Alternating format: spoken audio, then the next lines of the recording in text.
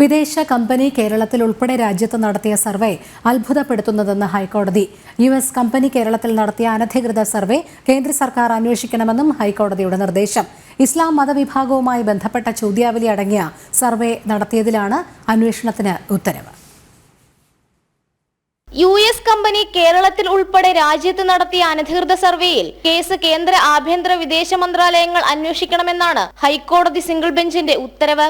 ഇസ്ലാം മതവിഭാഗവുമായി ബന്ധപ്പെട്ട ചോദ്യാവലി അടങ്ങിയ സർവേ നടത്തിയതിലാണ് അന്വേഷണത്തിന് നിർദ്ദേശം.